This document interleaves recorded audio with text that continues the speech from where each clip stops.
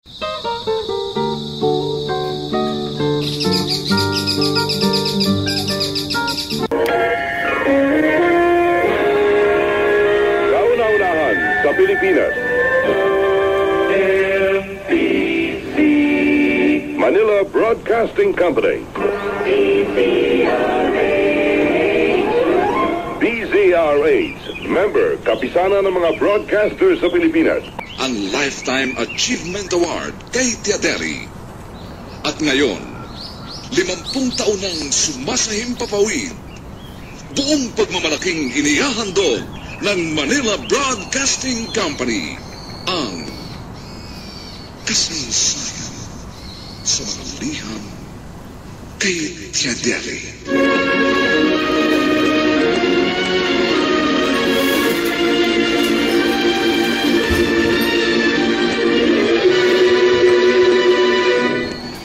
Itong inyong Tiaderi.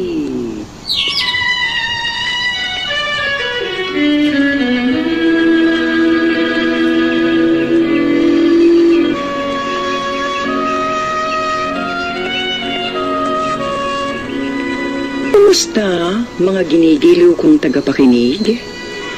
Narito na naman po kami sa pagsasadula ng mga pangyayaring lumikha ng suliranin at bagabag na humitik at naging mahalagang bahagi ng buhay. Mataos naming layo ni magdulot na ikagagaan, kundi mang tuluyang ikapapawi ng hapdi at kirot ng pagdurusa o agam-agam. Sa huli, ako po'y mag-uukol ng maikling panukala o kuro-kuro na sana'y makasiya sa may-ari ng salaysay, makaaliw sa marami, at kapulutan ng aral ng ibang ang isip ay hinilam ng nanghinang kalooban at nagkulang ng tiwala sa sariling kakayahang bathi ng pagsubok ng kapalaran. Ito po ang kasaysayan sa mga liham sa inyong Tiaderi.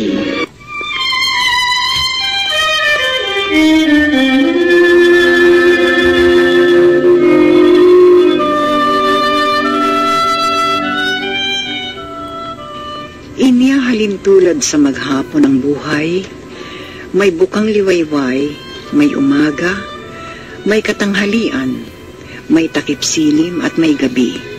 Sumasapit kanino man. Wika nga, kung may kapanganakan, may kamatayang una-una lamang ayon sa may kapal na nagpahiram ng buhay, upang magsama na sa buhay na walang hanggan. Isang taga-Payagan East, Ballesteros, Cagayan West ang sumulat na nga nasa dapit hapon na ng buhay silang mag-asawa. Saklot ito ng pangamba sa maaaring mangyari kung sakasakaling ang sumapit na ang pagdatal ng hindi maiwasan. Tatawagin natin ang may padala ng liham sa pangalang Lucina.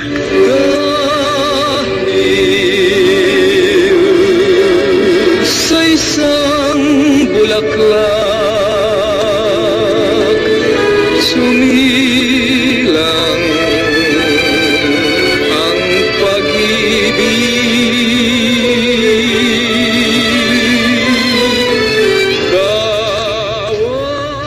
Dear Tiadeli, 60 taong gulang na po ako at ang mister ko ay 64 na taon na. Nasa estado ng lahat ang aming mga anak. Sila'y layo-layo. 2 nasa Maynila, ang bunso lamang ang masasabing pinakamalapit ngunit nasa kabilang bayan pa. Sa gulang naming ito, hindi kami umaasa sa kanila. Kaya pa naman naming mabuhay, kaya pa naming magbanat ng buto. Alam mo, Lucina, ang sipag ninyong mag-asawa.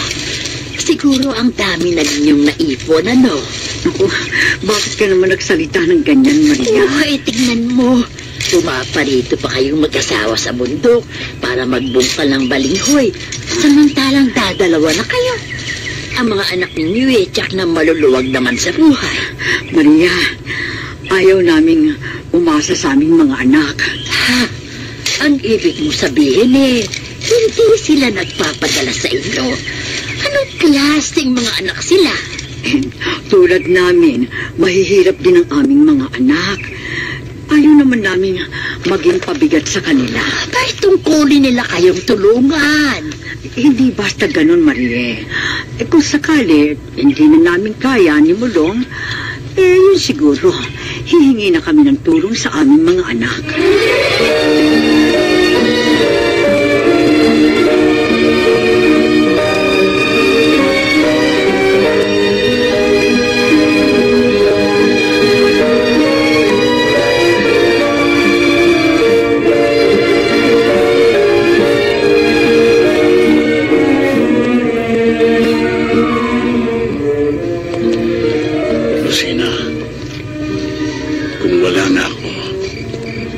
Sumama ka sa mga anak mo. Tumigil ka nga, Mulong, ha? Ano na naman ba yung drama mo?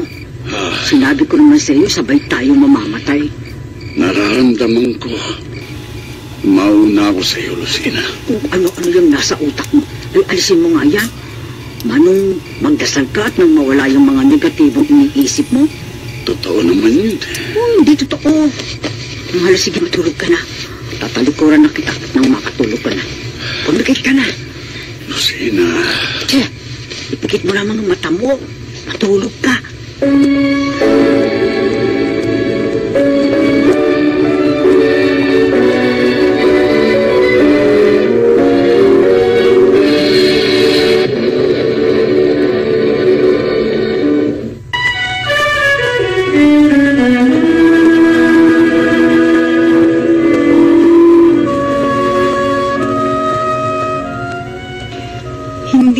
Mag-asawa kundi magkaibigang matalik sina Mulong at Lucina. Kung nasaan ang isa, naroon din ang ikalawa. Halos lahat sa nayon nila ay natutuwa sa mag-asawa.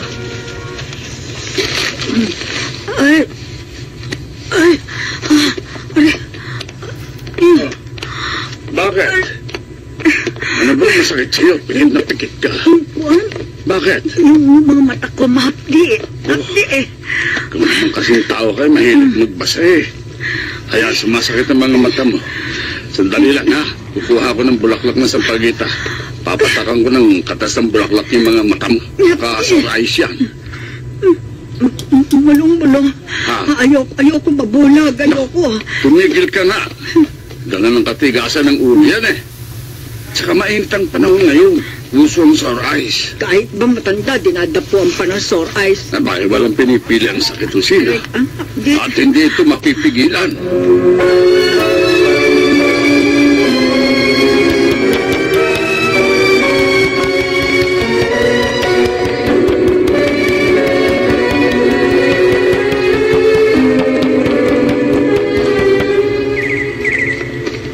Nasaan ba yun? Saan ko ba nailagay yung kutsilyo mo? Saan nga ba? Aray ko. Nahiwa ako. Ang sakit. Lucina. Aray ko. Ano ba naman? Kanina pa kita tinitignan na. Nag-aapuhap ka dyan ng kutsilyong nasa tabi mo. Naawakan mo sa talib. Hindi mo ba tinitignan ang ginagawa mo? Sandali. Kukuha ko ng dahon ng kakawate at itatapal ko sa sugat mo. Mulong.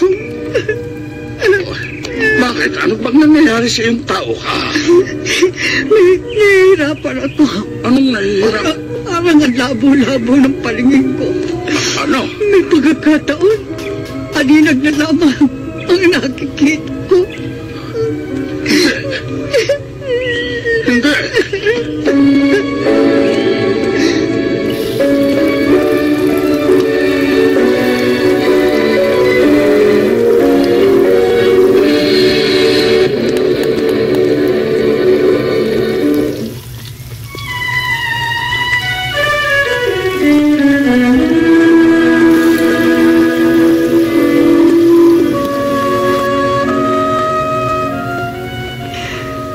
Sa nangyari, pinilit ni Mulong na dalhin sa ospital si Lucina. Nalamang may pasma sa ugat ng mga mata niya ang matanda at maaari itong mabulag. Si Mulong ang higit na nasaktan sa nangyari sa asawa.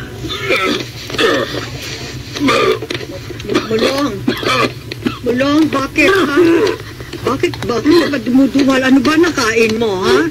Bulong? Siguro ako, Lucina. Masakit. Bulong? Bulong? Huwag ka namang iiyak. Walang anuman to. Dapat lamang ang katapat nito. Kasi mabubulag na nga ako. Ikaw naman, magkakaroon pa yata ng ulcer. Hindi totoo yan. Maliwanag bang mata mo? Maliwanag, Bulong. Mabuti. Bulong!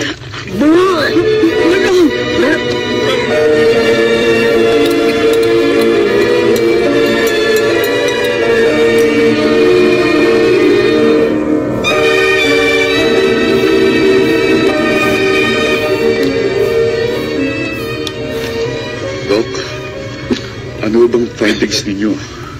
Bakit po ba nagdududuwal ang itay? At madalas siyang dumudumi? Doktor, maitim po ang kulay ng dumi ko. Nakita naman ninyo sa sample na binigay ko. Madalas pa po napakapula ng lumalabas. Baka malala na ang ulcer ninyo. Oo. Bayaan. Malaki na ang sinira nito sa inyong bituka. Ano ba? Dok, may remedyo pa, hindi ho ba?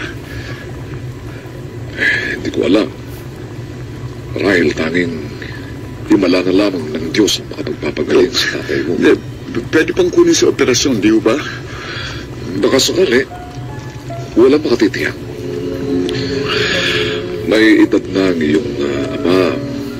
Baka hindi na niya makaya pa ang operasyon. Sumukok na niya katawan. Doktor, kahit sabihin yung pwedeng kunin sa operasyon, hindi ako papayag. Malaking halaga ko yun.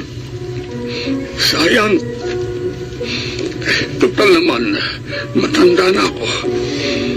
Ang sarap yung magagasta sa operasyon. Itabi na lamang para sa kinabukasan ng aking mga apo. Oo, Dado, yun ang gusto kong mangyari. At susunod kayo magkakapatid. Handa na ako sa anumang mangyayari sa akin.